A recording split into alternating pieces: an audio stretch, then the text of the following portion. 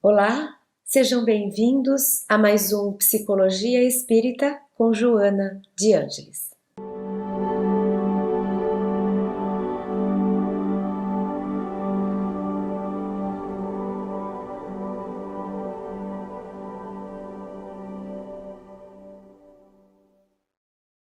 Nessa segunda temporada, nós dedicamos como eixo central para os nossos encontros, para as nossas reflexões, o tema sobre a reforma íntima, tão falada em nosso meio espírita, tão disseminada também pela sociedade como um todo, em todas as áreas, inclusive na educação, hoje se dedica um olhar para esse si mesmo profundo, esse eu interior. A necessidade do autoconhecimento, do autodescobrimento tem se mostrado realmente emergencial. É preciso dedicarmos um tempo para que a nossa própria evolução pessoal e espiritual aconteça. No episódio anterior, nós fizemos uma provocação quando trouxemos a pergunta: quem sou? E naquela ocasião eu disse que eu retirei esse eu justamente porque esse eu, muitas vezes, nos remete ao senso de identidade, ao ego, à personalidade atual. Quando eu digo quem sou eu, e eu vou tentar me responder dizendo sobre mim, provavelmente eu vou contar desse eu atual, dessa personagem que hoje está reencarnada nesse papel, nesse lugar, com essa identidade. E quando eu digo quem sou, eu provoco algo um pouco mais profundo, porque quem sou me remete a um total, à psique total, ao ser total. E aí a gente pode chegar até no espírito. Então, quem sou eu? Esse eu normalmente é o centro da consciência, o ego, e é essa personalidade atual.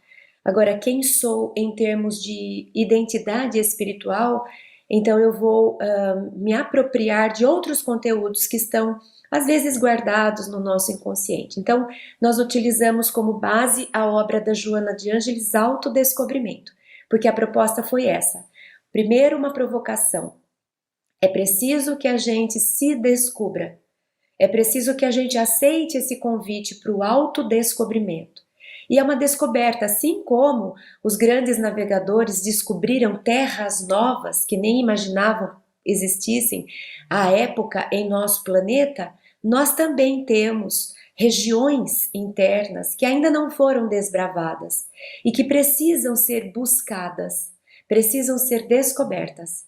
Então, o autodescobrimento é o primeiro passo, é a tomada de consciência para que a jornada da reforma íntima, do autoconhecimento e da autoiluminação, por fim, aconteça. Para nossa conversa, para nossa reflexão de hoje, vamos começar falando a respeito dessa primeira camada, a camada mais de fora, mais superficial, não tanto em termos de valor, esse superficial, mas porque de fato é a camada mais externa. É como se fosse a pele da psique. Assim como a pele é a minha última instância para se relacionar com o que está fora de mim, quando alguém me toca em minha pele, não me toca nos meus ossos, né? Os meus ossos são a minha parte orgânica mais profunda, que está mais lá dentro. Depois as camadas vão se depositando ao redor, né, envolvendo esses ossos, os músculos, outros tecidos, até chegar nessa última parte do nosso corpo, que é a pele. Psicologicamente falando, nossa estrutura não é diferente. Nós temos lá o nosso núcleo, o nosso ser mais profundo, as primeiras camadas, as primeiras experiências estão armazenadas lá no nosso íntimo, nossa essência, onde está a centelha divina. E depois outras camadas foram sendo criadas ao longo do processo evolutivo. E essas outras camadas, que são camadas de lembranças, de memórias e de talentos e de virtudes, até que a gente chega nessa última camada, que é a camada daquilo que eu mostro para a sociedade. de como eu aparento, tem a ver com minha aparência. Então, psicologicamente falando, o nome que se deu para essa pele da psique, para essa última camada da psique, é persona. Persona é a última instância do nosso eu profundo, do nosso equipamento psicológico, mental, como a gente queira chamar. É a parte que é vista pelos outros. É a máscara que eu uso em sociedade.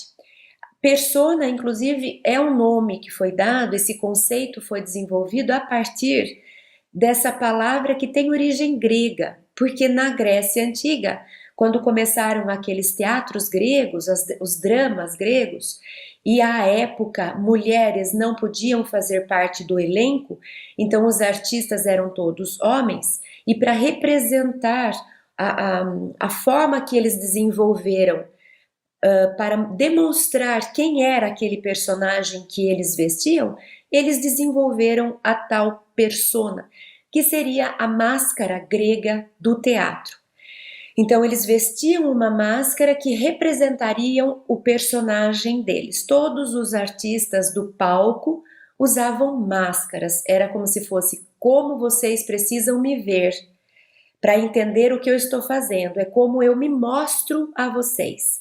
Quem está aqui dentro, o artista que está aqui dentro, não importa, é preciso que vocês prestem atenção nessa máscara que eu desenvolvi. Então se chamava persona essa máscara. E aí a psicologia incorporou esse termo, esse conceito, trazendo para as camadas psicológicas, né? Então, em termos de psique, da construção, da estrutura espiritual ou psicológica, nós sabemos que lá atrás, para o espiritismo, existe o espírito. Para a psicologia analítica, por exemplo, existe o self, que é esse espírito, que é o si mesmo com letra maiúscula, no sentido do meu ser, quem sou. Então, lá no mais profundo, no primeiro de tudo, no início, está o self, o espírito, o si mesmo. E depois camadas foram sendo desenvolvidas de acordo com as experiências, nós fomos adquirindo a nossa própria identidade e, por fim, a camada mais de fora, a camada superior, mais superficial, que está em contato com o mundo, é a nossa persona. Essa persona ela é desenvolvida com base nas nossas interpretações de como é viver no mundo. Então, nós observamos o nosso redor e nós entendemos que para viver bem no mundo, para termos mais sucesso, para a nossa vida ser mais fácil, para a gente evitar problemas, a gente vai se adaptando, a gente vai se mostrando de formas que facilitem nossa vida. Que a gente não arranje tantos problemas, que a gente não seja tão mal visto. Então, nós vamos criando uma aparência que é como se fosse a máscara social. É aquilo que eu visto para conviver. Essa persona não é apenas uma, porque às vezes eu estou num ambiente e a minha persona é adaptada àquele ambiente. Mas de repente eu estou num ambiente que pode ser um contexto muito diferente, muito diverso, então eu tenho uma outra persona que é melhor adaptada para esse ambiente. Então eu posso dizer que eu tenho a minha persona profissional, que é como eu me mostro quando eu estou trabalhando no meu emprego, eu tenho a minha persona familiar, que é a máscara que eu visto dentro da minha casa, de mãe brava ou de mãe amorosa, e assim a gente vai desenvolvendo máscaras, né? Essas máscaras são criadas, como eu disse, com base em adaptações, tentando conciliar a melhor forma possível aquilo que eu sou, que eu trago, que eu carrego, diante daquilo que o mundo espera de mim. Então, se eu tenho, por exemplo, uma característica de muita agressividade, eu posso desenvolver uma persona um pouco mais gentil. E é uma forma que eu tenho de me aproximar do mundo sem ferir o mundo e, por contrapartida, sem ferir a mim mesmo. Eu entendo que se eu sair dando patada em todo mundo, eu vou prejudicar lá fora e vou me prejudicar também. Então eu desenvolvo uma máscara que contém um pouco a minha agressividade. Então a gente faz carinha de boazinha, mas no fundo a gente não é. Então a gente costuma dizer isso de uma forma negativa, você parece, mas você não é. Só que a persona, ela é necessária. Imagina se a gente fosse viver no mundo deixando os nossos conflitos e os nossos desejos e as nossas vontades aparecerem, né? Como que seria? Atrapalharia o convívio, né? Porque a gente ainda carrega muitos conflitos. Imagina se eu estou no meu trabalho e eu penso que o meu chefe é um bobo. E aí, a hora que o meu chefe pergunta pra mim, o que que você acha de mim? Eu digo, eu acho que você é um bobo. Percebe que não funciona? Ah, mas então eu vou mentir? Não é questão de mentir. Mentir tem uma intenção negativa de tirar proveito a partir de uma manipulação de informação. É outra história. Aqui a gente está falando daquilo que convém, daquilo que faz parte, viver em sociedade. Eu não preciso dizer tudo. Eu tenho que ter sempre usar o meu livre-arbítrio com a intenção de promover o bem, de oferecer ao outro o que é produtivo. Para que eu vou dizer isso para ele? Até porque é julgamento meu. Eu acho que ele é bobo. Quem disse que eu não estou projetando e que o bobo sou eu? Então a persona ela é necessária, ela é importante, ela é o azeite das relações, ela é o que acalma para que o mundo de provas e expiações com espíritos imperfeitos vivendo nele possa ser civilizado, para que a gente possa não se machucar uns aos outros. Então é importante nós preocuparmos com a forma como a gente se apresenta, com a forma como a gente se aparenta em sociedade. O problema é quando não temos consciência disso. O problema é quando nos identificamos com isso. Eu fiz essa introdução que foi mais longa do que eu planejei. Vamos voltar para a Joana de Ângeles, senão eu acabo falando tudo sem antes de trazer aqui os textos escolhidos para esse encontro. Eu vou primeiro lá no livro O Ser Consciente, no capítulo 2. Então, Joana diz assim para a gente: em permanente representação dos conteúdos mentais, e dominada pela imposição de leis e costumes de cada época e cultura, a personalidade apresenta a aparência para ser conhecida, não raro em distonia com o eu profundo e real. E quando essa aparência está muito em oposição, distante, contrária ao eu profundo, costuma isso gerar conflitos. Então essa persona, ainda que ela seja filtros para esses conteúdos, porque ela precisa ser filtros, porque viver em sociedade não é falar o que quer, do jeito que quer, viver o que quer. Ah, eu estou com desejo hoje de não ir trabalhar, vou respeitar o meu eu profundo e não vou trabalhar. Não, a persona, ela põe uma certa disciplina, ela institui uma certa ordem, ela nos oferece limites. Você não vai fazer o que você quer na hora que você quer, do jeito que você quer, porque você vive em sociedade. Então, a persona, ela põe uma certa, ela dá uma certa forma a esses impulsos que podem atrapalhar a nossa vida. O problema que Joana de Ângeles chama é quando essa persona ela está distorcida, quando ela está construída com base em conflitos no sentido de intencionalmente manipular, desviar, fugir, reprimir. A persona tem que ser de alguma forma referência desse eu profundo. Então, se no meu eu profundo eu sou, por exemplo, muito quieta, introvertida, eu gosto de ficar em silêncio e sozinha, mas eu percebo que o mundo lá fora valoriza muito os extravagantes, os exuberantes, as pessoas que são comunicativas e que se vestem de forma muito chamativa, e eu digo assim, eu vou fazer isso porque isso vai me dar mais dinheiro, porque isso vai me dar mais fama, porque isso vai me atrair mais pessoas, enfim, eu vou tirar benefícios. Então é como se eu estivesse me traindo, porque na minha essência eu não sou essa pessoa. Então, se na minha essência eu queria ficar sozinha, eu queria ficar quieta, e eu percebo que o mundo precisa que eu seja comunicativa, eu vou criar uma persona comunicativa, mas proporcional ao quem sou. Agora, se eu faço uma distância muito grande, é quase que uma agressão. Eu sou quieta, por que eu preciso falar tanto quando estou em sociedade? Por que eu me obrigo a falar tanto?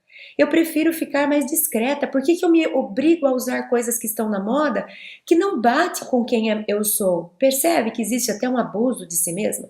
É um desrespeito à sua própria essência. A persona, ela tem que conversar com o meu eu profundo. Ela tem que ser um formato que eu consiga adaptar aquilo que não é muito interessante para a sociedade, mas de uma forma que exista comunicação. Olha, eu prefiro ficar quieta, mas eu entendo que eu não posso ficar quieta porque eu vivo em sociedade. Então, eu vou me forçar, mas não é forçar, eu aceito. Eu escolho falar mais do que eu queria. Mas eu não preciso falar o tempo todo se eu preferia ficar quieta. Então percebe que eu posso sair de um polo e ir para o polo oposto, e isso pode ser uma agressão, é isso que Joana de Ângeles está falando. A aparência, a persona é necessária, eu vou construir adaptando algumas coisas do meu si mesmo, quando eu preciso, quando eu julgo que isso é preciso. Eu adoro ficar sozinha, nossa, eu adoro muito ficar sozinha, mas eu me casei e tenho filhos. Então, se eu tenho o compromisso de ser esposa, de ser companheira e de ser mãe, não dá para eu dizer, ah, não, eu prefiro ficar sozinha e vou ficar sozinha o final de semana inteiro. Então eu preciso criar uma persona de convivência familiar. Mas eu digo assim, gente, me estressa quando eu fico com muito barulho, com muita gente conversando, é uma característica mental minha. Então eu vou ficar com vocês esse tempo, depois eu dou uma saidinha, vou dar um passeio ao ar livre, vou ficar sozinha ouvindo um pouco a natureza, depois eu volto. Eu vou me adaptando, não precisa ser 8 ou 80.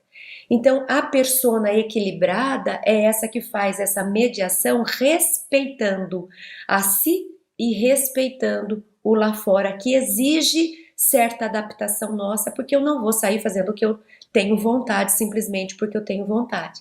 Então eu penso em mim e eu penso na sociedade, eu penso nos outros, eu penso no meu trabalho e eu tento criar uma ponte que atenda os dois ambientes, interno e externo, sem machucar, sem ferir e sem prejudicar nenhum e nem outro. Outros tipos de característica, por exemplo, a timidez eu já trouxe aqui, a gente tem lá no livro Amor, Imbatível Amor, no capítulo 9, eu selecionei 3 tipos de características, de expressão que podem ser adaptações, que pode ser uma construção da persona e que serve para a gente imaginar como que eu faço essa investigação da minha persona, por onde que eu vou, como é que eu descubro, como é que eu sei quem eu sou, para identificar se a persona que eu criei está em sintonia com quem eu sou, ou se é fruto de um conflito ou de uma intenção de agradar lá fora para ser conhecida e acabar prejudicando ou se distanciando de si mesma. Então, alguns exemplos para a gente saber que tipo de perguntas, o que eu vou buscar em mim para conhecer um pouco mais das minhas personas. Então, Joana diz assim, por exemplo, o indivíduo tímido, de alguma forma, é portador de exacerbado orgulho, que o leva à construção de comportamento equivocado. Supõe inconscientemente que, não se expondo, reguarda a sua realidade conflitiva, impedindo-se aos outros, impossibilitando uma identificação profunda do seu self. Então, por exemplo, eu vou aparentar uma persona mais quieta, mais resguardada. E eu digo, eu sou tímida. Não tem problema nenhum em ser tímido. É uma característica que eu posso mostrar para a sociedade. Eu espero que a sociedade me veja assim, para que a sociedade saiba o que me pedir e o que não me pedir, respeitando quem eu sou. Então, internamente, no meu si mesmo, eu sou um espírito mais calmo. Provavelmente na minha jornada evolutiva eu tive mais experiências solitárias ou eu desenvolvi tarefas em que eu ficava muito sozinha, ou seja lá o que for, de alguma forma tem um pouco mais de peso no meu eu profundo, poucas pessoas, mais tempo quieta, não sou uma pessoa que se expõe, que é comunicativa, é uma característica pessoal interna minha. Então eu mostro para a sociedade uma certa timidez. Eu crio uma persona que quem me olha já identifica. Ah, a Cris é mais quietinha. Porque se está num grupo de pessoas, ela fica mais ao fundo. Ela não é a pessoa que vive levantando a mão, quero responder, pro, quero responder, pro. Ela só responde se a pro pergunta para ela quando ela era criança, o que ela acha, senão ela não vai querer.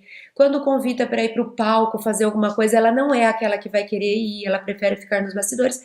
Então, o mundo pode me olhar e enxergar a minha persona, sou tímida. E pode me respeitar e dizer: olha, temos aqui uma tarefa para fazer. Como a gente sabe que a Cris não gosta muito de público, a Cris pode ficar com essa tarefa e a gente acha uma outra pessoa que é mais extrovertida para aquela tarefa. Esse é o jeito natural. Esse é o jeito humanidade de ser, porque na humanidade existe diversidade, tem gente para tudo. Tem gente que gosta da comunicação, do palco, dos holofotes, tem gente que gosta de trabalhar por trás, nos bastidores. E a gente respeitando o talento de cada um, a gente consegue que as pessoas trabalhem no que elas gostam. E vai sempre ter gente para tudo. Agora, o que Joana está falando? Nem sempre a máscara da tímida que eu construí está representando uma característica essencial minha de espírito. Às vezes essa timidez é, por exemplo, um exacerbado orgulho que eu tento reprimir, porque eu percebo que se eu abrir minha boca, eu só vou ficar falando que eu sou melhor do que todo mundo. Então o que eu faço? Eu engulo. Então pode ser que essa timidez não seja simplesmente uma expressão do meu espírito que prefere ficar mais quieto, mas que seja uma tentativa de reprimir comportamentos que eu sei que não vão ser bem vistos e que eu não queria ser. Então, vamos supor que eu me ache arrogante. E aí eu não quero ser arrogante, então eu reprimo isso de um jeito que eu embuto. E eu prefiro ficar quieta porque se eu falar, vai ter chance de alguém me ler, me perceber como arrogante. Então, muitas vezes a minha máscara mostra uma característica que é da essência, ou essa mesma característica pode ter relação com um complexo, com um conflito meu. E ela vem como compensação, como uma tentativa de compensar uma coisa que eu não queria ser. Então eu crio uma persona para engolir, disfarçar, esconder um conflito meu. Então, primeiro ponto para a gente considerar. Em tese, a persona deveria estar relacionada com a nossa essência. Ela vai fazer uma ponte e criar um caminho possível entre quem eu sou e a sociedade que está ali fora. Algumas vezes, ao invés de fazer essa ponte bem bonitinha, a gente linka a persona não com a essência. A gente linka a persona com conflitos, com complexos que eu quero esconder. Então, o que eu faço? Como eu vejo que eu sou arrogante, eu crio uma persona em oposição. Eu crio uma persona humilde. Então, eu saio em sociedade fazendo questão de parecer humilde. E quem me vê e não presta muita atenção ou não tem a sagacidade para olhar dentro da gente, vai falar: nossa, a Cris é tão humilde. Você vê toda hora ela faz questão de falar: ai, não se preocupem comigo. Não, não, não, não, não, eu fico no último lugar. Quem diz que essa característica dessa persona é da essência? Pode ser que seja, mas pode ser que seja também uma tentativa de compensar a arrogância e o orgulho que eu trago. Eu tenho tanto medo que descubram que eu criei na minha persona algo que ficou forçado. Quem está de fora, às vezes não vai saber. A Cris é humilde de fato, porque o espírito já está com isso desenvolvido um pouco, ou a Cris é toda humildezinha, porque no fundo ela quer esconder o oposto, a sombra desse orgulho, dessa arrogância. E isso serve para outras coisas. Então para saber se a minha timidez tem a ver com eu quero esconder sombras minhas, ninguém pode descobrir, então eu vou ficar quietinha para ninguém perceber, ou a minha timidez realmente tem a ver com identidade espiritual? A pergunta só eu sei responder. E é uma pergunta que eu tenho que olhar lá dentro, na minha verdadeira intenção. Quando eu faço questão de colocar na minha persona a característica da tímida, o que lá no fundo eu quero? Isso está conectado com o quê? E às vezes eu não vou saber responder isso na primeira, mas eu fico, até que chega uma hora que isso me faz sentido, até que chega uma hora que eu percebo qual é a razão, onde está a origem disso. Outro exemplo que nós podemos explorar para poder entender um pouquinho como se estabelece essa relação. Então, ainda lá no Amor Imbatível Amor, capítulo 9. A ausência da timidez, por outro lado, não significa presença de saúde psicológica plena. Por quê? Porque Joana diz que a extroversão ruidosa, a comunicabilidade excessiva, constituem também fenômeno perturbador para o paciente que pretende, dessa maneira, ocultar os seus sentimentos conflitivos, desviando a atenção da sua realidade para a aparência. Então, o que Joana está dizendo? A mesma coisa pode acontecer do lado oposto. Então, eu crio na minha persona a seguinte característica: extrovertida, falante, comunicativa. Nossa, eu sou aquela pessoa que está em tudo, que conversa com todo mundo, que já chega se apresentando na roda dos amigos numa festa, que se chamar por palco eu sou a primeira a subir. Eu sou essa super extrovertida, né? Ela chama de extroversão ruidosa, né? Será que essa persona extrovertida está alinhada com um espírito que realmente teve diversas experiências, sendo o centro das atenções, precisando desenvolver habilidades comunicativas porque trabalhou ou teve muitas experiências nas vidas passadas, em lugar em que ele precisava se comunicar, em meio a muitas pessoas? Então, pode ser que a minha extroversão tenha relação com esse meu passado de espírito que esteve nas rodas, em sociedade, se comunicando. Ou não, pode ser que lá internamente eu tenha algum conflito psicológico. E para desviar a atenção de mim, para que as pessoas não percebam, por exemplo, vamos supor que eu tenha, estou inventando agora, sei lá, baixa autoestima. Então, o que quer dizer isso? Quer dizer que eu acho que eu não sou grande coisa. Eu não me valorizo. Eu não sou capaz de identificar o valor que eu tenho, porque valor todos temos. Mas eu não sou capaz de identificar, eu não acredito que eu tenho valor. Então, eu tenho uma baixa autoestima. Autoestima, quer dizer, quanto que eu estimo a mim, quanto que eu valorizo a mim. Pouco. Eu não quero que as pessoas percebam isso. Eu não quero que as pessoas também percebam que eu não tenho grandes valores. Então eu preciso convencer as pessoas que eu tenho muitos valores, porque no fundo nem eu acredito que eu tenho. Então eu faço teatros, eu chamo atenção, eu forço a barra numa extroversão para que as pessoas falem: oh, uau, nossa! E aí as pessoas me batem palma, me elogiam. Olha o que a Cris fez, ela subiu no palco, olha o que ela falou, você viu do que ela foi capaz de fazer? E aí é como se isso me amortecesse um pouco a minha sensação ruim de mim mesma. Quando todo mundo me elogiou e me bateu palma, é como se eu falasse: ufa, acho que no fundo eu tenho certo valor. Só que daqui a pouco a palma passa e eu volto para minha autoimagem. E eu falo: não, não tenho. Aí eu preciso de mais palmas, aí eu preciso de mais medalhas e troféus e reconhecimentos e mais dinheiro e mais nota alta e mais cargos. Eu preciso que as pessoas me vejam, me valorizem, me falem, porque eu não acredito em mim. Então eu preciso ser vista porque eu não me vejo. Então, quando tem essa extroversão ruidosa, eu preciso aparecer muito. A pergunta que eu devo me fazer é essa: será que eu não me vejo? Então eu preciso que as pessoas me vejam? O que eu acho que vai acontecer se as pessoas não me perceberem? Se eu entrar num ambiente e ninguém perceber que eu entrei? O que será que isso quer dizer? Será que o fato das pessoas me verem significa que eu tenho valor? Será que é assim que eu vou encontrar o valor em mim? Porque quem se sente valoroso como é, não precisa que as pessoas falem que você tem valor. Até porque quem é o outro para dizer o valor que eu tenho? Se nem eu sou capaz muitas vezes de encontrar o meu valor, que está aqui. Alguém que está fora de mim vai ser capaz de dizer o valor que eu tenho?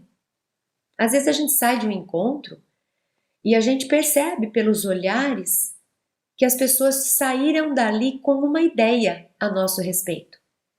E a gente fala assim, a ideia que elas saíram a meu respeito por causa de um encontro de 2 horas é uma ideia equivocada.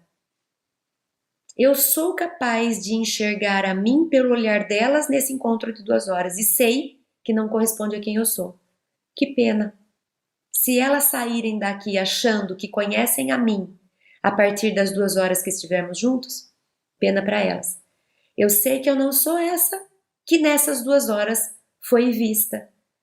Mas eu tô bem com isso, eu não preciso sair correndo atrás delas e falar, gente, eu não sou aquela que vocês viram, viu? Por favor, me dê uma chance. Porque eu sei o meu valor. E eu respeito o que as pessoas acham de mim porque é a opinião delas, não é quem eu sou. E se de fato elas quiserem me conhecer, elas vão voltar e me perguntar: olha, fiquei com essa impressão, é isso? Agora, se elas querem sair achando que tem certeza de quem eu sou, quem sou eu para ir mudar a cabeça delas? A gente não fala assim, ó, nossa, aquela pessoa que chegou é nova no trabalho e já vi o tipo. Ah, só pela cara dela já sei quem é. Olha o absurdo das coisas que a gente fala. Agora, alguém que tem essa cabeça que acha que vai olhar alguém e não ouvir nem a voz, mas já sabe quem o outro é, acho que não merece nem consideração da gente tentar trocar alguma coisa. Ela primeiro precisa se desarmar e dizer, gente, eu não posso dizer nada de ninguém. Afinal de contas, eu vivo comigo mesma e até hoje eu não sei quem eu sou. Como que eu posso saber quem o outro é ou ter uma opinião a respeito do outro se eu não sei, ele acabou de me aparecer? Eu posso dizer o que eu vejo nele, mas isso é meu, é conteúdo meu. Eu não posso dizer que ele de fato é. Então, quando a gente se identifica de verdade, fica menos importante o que os outros pensam a nosso respeito. E aí a gente não precisa fazer tanto teatro, chamar tanto a atenção das pessoas para parecer algo que a gente gostaria de ser, mas que ainda não é. E um outro ponto que a Joana traz aqui para a gente pensar, que é algo bastante comum também, alguns. Selecionei algumas características de personalidade só para a gente imaginar como é essa investigação a respeito da persona. E aí Joana diz que a angústia, aquelas pessoas angustiadas, tristes, melancólicas, que estão sempre chorando, que estão sempre sendo vítima, sua pobre coitada, sabe? Às vezes a gente faz muito isso. A angústia despedaça os sentimentos que se tornam estranhos ao próprio paciente, que perde o contato com a realidade objetiva dos acontecimentos e das pessoas para somente concentrar-se no próprio drama. Então é outra forma que eu costumo ter, que eu costumo fazer nas minhas desenvolvimento das minhas personas. Então eu sei que naquele público, por exemplo, vamos pegar uma coisa comum, em casa. Quantas vezes na nossa persona de mãe a gente acrescenta uma característica de pobre coitada, que deu sua vida aos filhos e deixou de desenvolver carreiras para ficar amando os filhos. É linda essa história, mas que ela seja verdadeira, que ela não tenha sido feita para depois você usar isso a seu favor lá na frente. Então, quantas vezes a gente põe na nossa persona, a gente acrescenta um brochezinho dizendo assim, sou coitada porque não vivi muitas coisas para ser mãe. Aí o filho tá fazendo alguma coisa que a gente não quer, a gente fala, ó, lembra? Sou uma pobre coitada que não teve sua vida para viver por você. Então, isso é disfuncional, isso não é legal. A persona quem criou fui eu. Eu é que decidi, eu escolhi. Então, que não seja de aparência. Que eu não tenha feito isso para aparentar ser uma mãe devota, doadora. Até porque eu não precisaria. Eu poderia sim conseguir conciliar uma vida profissional com o papel de maternidade. Então, cuidado, porque às vezes a gente mistura as coisas para um benefício que não precisaria ser assim, até porque não é benefício, isso prejudica. Então, muitas vezes a gente põe de coitada, por exemplo, como mãe. Ou às vezes a criança faz isso também, né? Essa tentativa é bastante infantil, apesar de a gente ver isso bastante ainda nos adultos, que é quando o negócio tá apertando, eu fico doente. Porque daí, com uma pessoa doente, ninguém briga, todo mundo para de reclamar e todo mundo vem atender. Então, né, tá dando aqui na minha família alguns enroscos, algumas dificuldades e tá tendo algum tipo de briga, eu fico doente. Acabou a briga, quem vai brigar com uma pessoa doente? Todo mundo esquece da briga e todo mundo vem me atender, cuidar de mim. Então, muitas vezes eu posso usar nas minhas personas essa característica.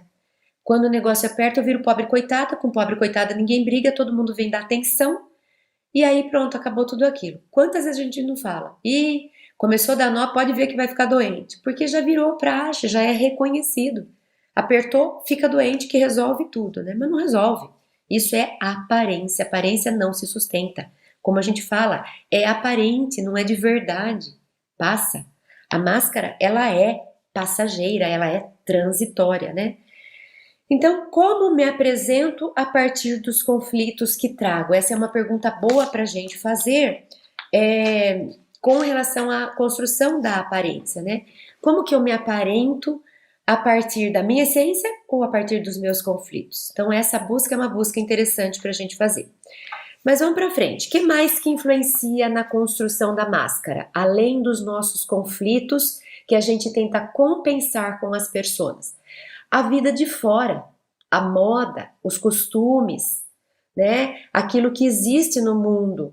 Isso também influencia nossa construção das nossas máscaras. Então, por exemplo, Joana de Ângeles, agora eu fui lá para o Homem Integral, capítulo 2.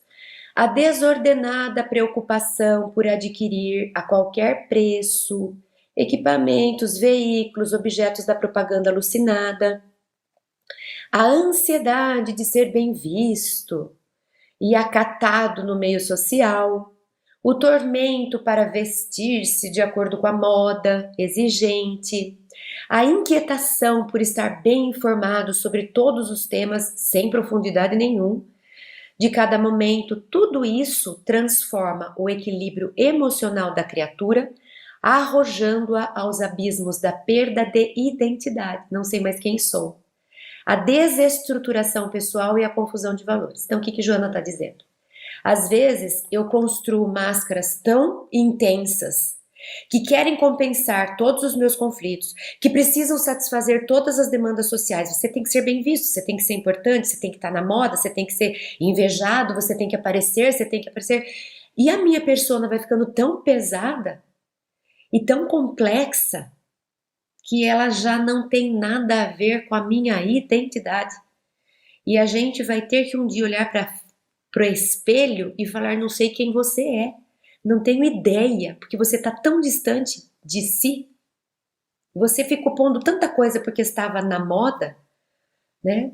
Então, a gente sabe, porque o livro dos Espíritos nos falam a respeito das paixões. As paixões são importantes, mecanismo de evolução. Por quê? Porque elas são pra gente catalisador. Eu quero ser que nem aquele fulano, eu quero ter aquilo, eu quero conquistar. Isso é ótimo, porque faz com que eu saia do lugar, faz com que eu tente estudar, com que eu tente me empregar, faz com que a gente se transforme, corra atrás. Então, a paixão, ela é um corcel, que ela é para mim como se fosse uma catapulta que me joga para frente, ou um catalisador que me dá motivação. Qual é o problema do corcel? Quando eu solto as rédeas e ele corre desenfreadamente. Aí é problema, porque eu vou sofrer um acidente, provavelmente, de percurso. Então, olhar para as coisas do mundo e desejar, almejar, aspirar é ótimo. Faz com que a gente queira coisas e ao buscar essas coisas, a gente cresce, a gente se desenvolve, a gente tem que desenvolver o intelecto, a gente tem que desenvolver perseverança, resiliência quando não consegue na primeira. É ótimo. O problema é quando isso se torna um fim na minha vida. Quer dizer que eu vivo por isso, eu esqueço tudo que tem em mim. Eu esqueço quem eu sou só para poder corresponder ao que a sociedade diz que é bonito ser. Então, por exemplo, sabe, até nas aparências, quando eu vou e eu fico transformando o meu rosto, também não tem problema nenhum com os procedimentos estéticos, eles estão aí para nos dar bem-estar, para olhar no espelho e falar: fiquei mais bonita, pus uma coisinha aqui, tirei dali. Não é isso. O problema é quando eu me deformo para querer ser alguém que eu não sou. E isso tem origem em conflitos. Porque a boca não sei de quem, eu quero ter a boca, às vezes eu não tenho estrutura para ter a boca não sei de quem. E a boca não sei de quem é dela. O que eu posso fazer para deixar a minha boca mais legal? Eu posso, mas de mim comigo mesma. não a partir de outra. Eu não posso querer ser outra pessoa. Isso significa que eu não sou, eu não mereço, eu não valorizo quem eu sou. Imagina que triste. Eu dizer pra mim, olha, eu sou essa pessoa aqui, mas eu não queria ser a outra. Eu tô de certa forma me jogando no lixo. Tô me jogando no lixo, não quero mais você, eu quero ser a outra. Então é aí que ela tá dizendo que a gente precisa tomar conta, tomar cuidado. Porque eu estar bonita, me apresentar bem é ótimo, tem a ver com essa autoimagem positiva.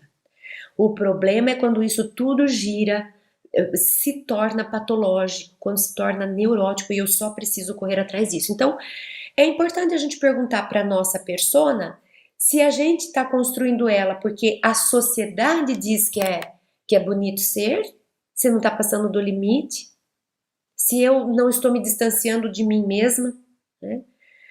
Porque o mundo diz que é assim que tem que fazer, porque tá na moda, porque é assim que precisa ser, e eu acabo esquecendo quem eu sou só para ficar me preocupando com máscaras, com aparência. E aí Joana de Ângeles fala ainda lá no Homem Integral, nesse mesmo capítulo, sobre essa expressão que foi bastante comentada na época quando ela lançou o livro. Homens aparência. Tornam-se quase todos, olha que chamado, calmos ou não, fortes ou fracos, ricos ou pobres, enxameiam num contexto confuso, sem liberdade, no entanto, em regime político e social de liberdade, atulhados de ferramentas de trabalho como de lazer, mas desmotivados e automatistas, sem rumo. Prosseguem avançando ou caminhando em círculo, desnorteados na grande horizontal das conquistas de fora, temendo a verticalidade interior da interiorização realmente libertadora. Como se ela estivesse falando da tal normose, que é essa patologia da normalidade. A gente pega tudo que estão falando que é bonito ser, não importa se seja mesmo, todo mundo faz, eu vou fazer também, e aí a gente vai. A gente vai seguindo os outros, e quem sou? E como que eu sei se a minha persona está alinhada com a minha essência? Daqui a pouco eu sou mais um ratinho de laboratório, condicionado a agir. E eu olho a sociedade, todo mundo igual. Todo mundo pensa igual, até porque se não pensar é execrado, cancelado, excluído, censurado. Tem que ser todo mundo com a mesma opinião. Oh, fulano pensa diferente, que pecado, vai ser extirpado da espécie. Tá desse jeito hoje. Queremos todo mundo igualzinho, mesmo discurso, mesmo pensamento, mesmos valores, homens aparência, desnorteados de si. Então fica essa pergunta: a minha persona está me mantendo norteada com meus valores? Ou a minha persona está me desnorteando de quem eu sou? Forte isso, hein? Joana de Ângeles pegou bem. O que mais que a gente pode falar? Esse outro ponto também é interessante. Ainda nesse mesmo capítulo do Homem Integral, ela continua dizendo assim: muitos homens temem ser conhecidos nos seus sentimentos éticos. Ai, que tristeza! Nos seus esforços de saudável idealismo, taxados esses valores pelos pigmeus morais, encarcerados no exclusivismo das suas paixões, como sentimentalismos, preguiças e fraqueza de caráter. Olha que triste. Joana de Ângeles está dizendo assim, que parece que de um tempo para cá, ou sei lá se foi sempre, ser ético está fora de moda, é piegas. O legal é você ser revoltado, fazer tudo disruptivamente, né? Nossa, essa palavra está aí na moda. É você se empoderar no sentido de o que você quer é que vale e o coletivo que se adapte. Muito cuidado com narrativas atuais, que podem até ter uma boa intenção, mas a gente sabe que de boa intenção o inferno está cheio. Muita atenção, porque os fins não justificam os meios. Pelo menos isso é o que a gente acredita no Espiritismo.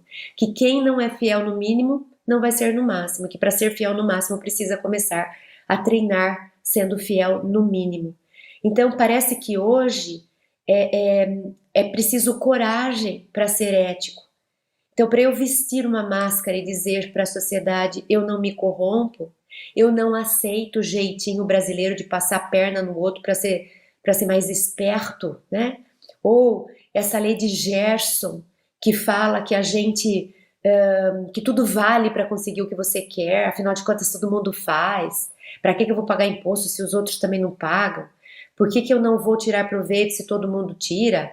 Por que eu não vou corromper se todo mundo corrompe? Também corromper já é institucionalizado. Esse pensamento não é um pensamento de mundo de regeneração. Será que a gente se deu conta disso? Será que a gente não está querendo, pelo menos a gente que faz parte do grupo, que está desejando um mundo melhor, e a gente ao mesmo tempo está crendo e disseminando pensamentos que não vão bater com esse pensamento dessa mentalidade, desse mundo mais avançado, né?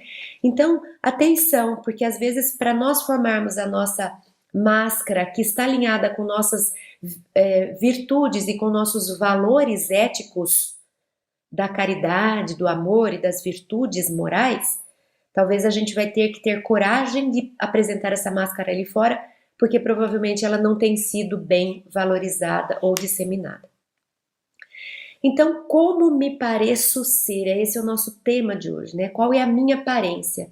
No livro Em Busca da Verdade, capítulo 6, Joana diz: contribuindo de maneira habilmente proposital, a mídia cria ídolos e devora-os a cada instante, exaltando o crime e os criminosos, que se lhe tornam manchete contínua, exaurindo os clientes, especialmente através da televisão, nas repetições exorbitantes das cenas de horror, nos julgamentos arbitrários daqueles aos quais atribui responsabilidade pela desgraça, no estímulo à justiça pelas próprias mãos, encorajando psicopatas adormecidos a se tornarem famosos pela utilização dos hórridos espetáculos exibidos. Cuidado! Não é porque está em todas as redes, em todos os canais, que isso é bom. Não é porque todo mundo está dizendo uma coisa que aquilo é verdade. Não é porque uma coletividade inteira aceitou um valor como positivo que o valor é positivo. Porque se a gente em grupo dizer que roubar é ok, roubar não passa a ser ok, porque nós em grupo admitimos isso. Roubar não é ok. Ponto final. Se a gente em grupo quer fazer, que a gente faça. Mas que a gente não venda uma narrativa dizendo que nem é tão mal assim. Que tudo bem ser. Vamos ser autênticos e dizer, eu vou por esse caminho roubando. Ok. Meu livre-arbítrio tem direito de ir. E eu vou falar para vocês que eu vou fazer bastante coisa legal, mas vou roubar. Agora, criar uma aparência dizendo que o que eu faço não é ruim, isso é manipulação. É triste, mas tem muito. Então, cuidado com essas ideias que estão sendo disseminadas e principalmente aceitas, né? Sem muita reflexão, sem muita análise crítica. Então, para a gente já ir terminando esse processo, o que nós devemos fazer, reunindo o que a gente disse até agora a respeito da persona, como me pareço ser? Duas coisas principais deveriam acontecer para a gente entender e conhecer nossas personas. Primeiro, desidentificação. Desidentificação significa eu vou me separar da persona, eu não sou a minha persona, eu sou o self, o si mesmo. E eu estou grudada na minha persona. Eu preciso me separar dela para saber o que sou eu e o que é persona. Por que eu digo isso? Porque às vezes a gente incorpora tanto um traço que eu criei para conviver em sociedade, e eu acredito que eu sou aquela, mas eu ainda não sou. Por exemplo, quer ver uma persona de religioso se mostrando santo?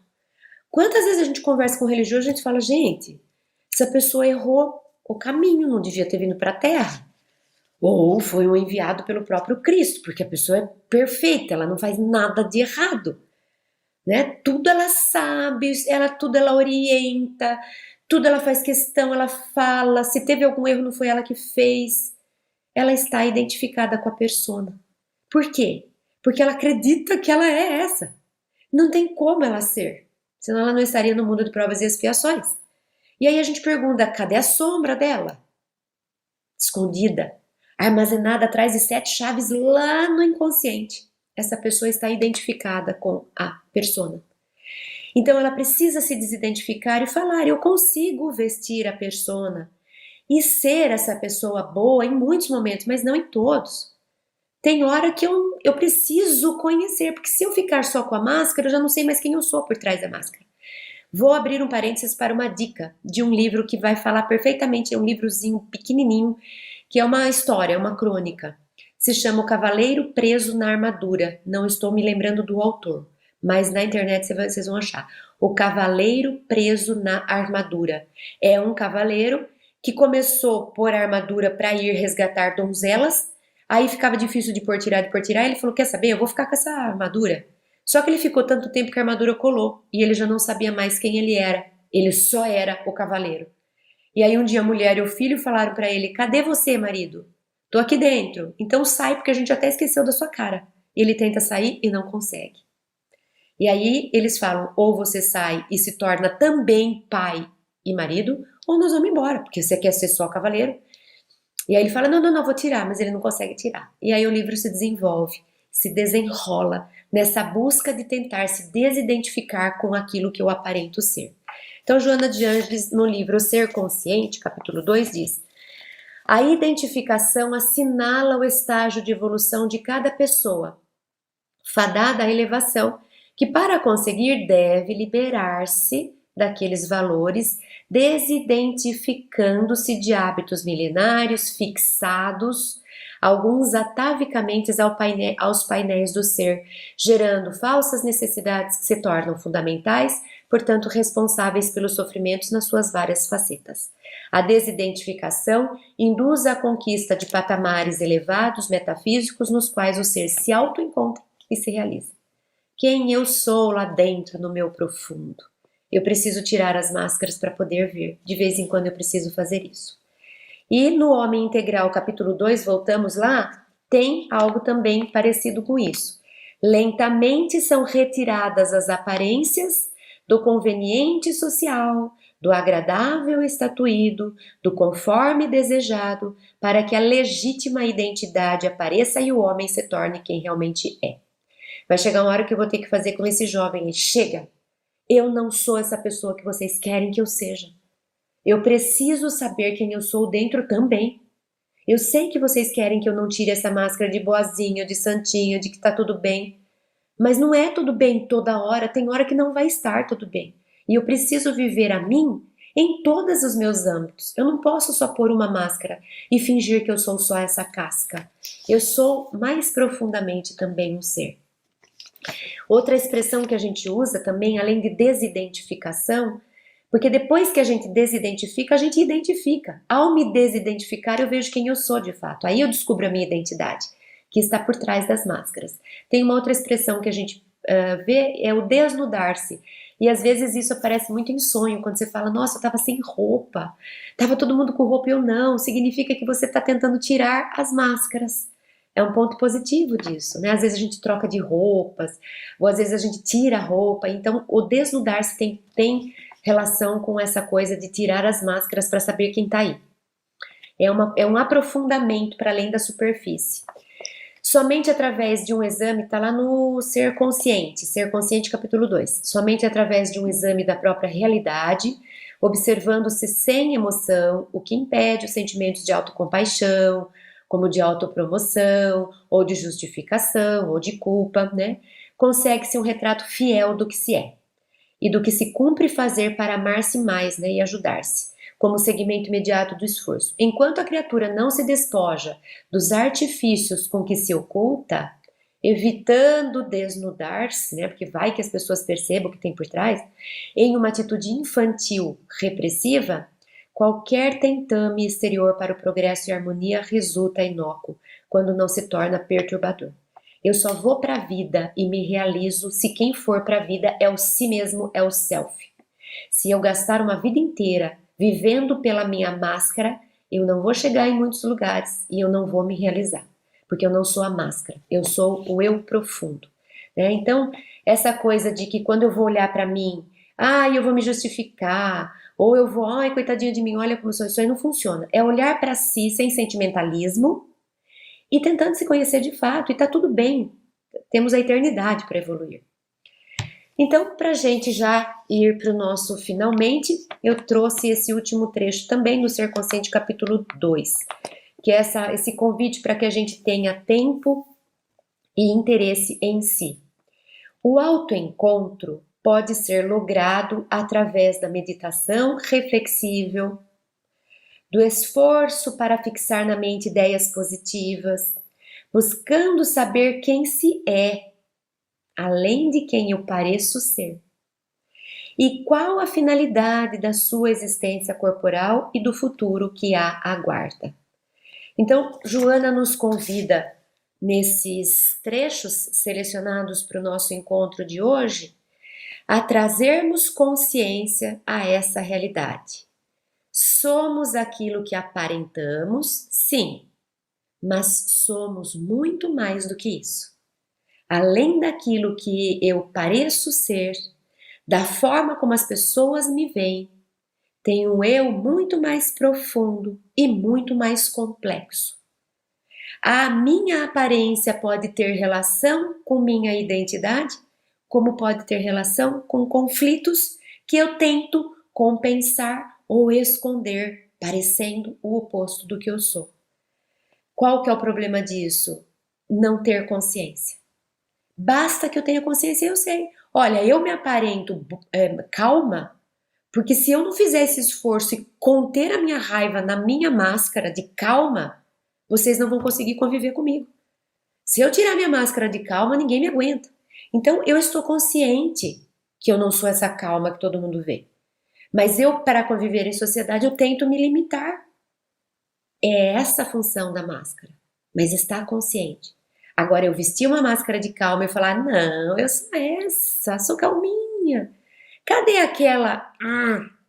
Tá presa no calabouço e ela vai adoecer. Eu preciso integrar as minhas sombras, eu preciso conhecer. O nosso problema não é carregar conflitos, é termos inconsciência com relação a eles. Quando eles vão sendo conscientizados, eles perdem o teor de perturbação e a gente passa a conhecê-los e a poder lidar com eles. Então fica aqui esse convite para que nesse encontro a gente pense um pouco a respeito de como pareço ser, para que a gente conheça um pouco mais as máscaras e o que tem por trás ou antes das máscaras. Muito obrigada e até uma próxima!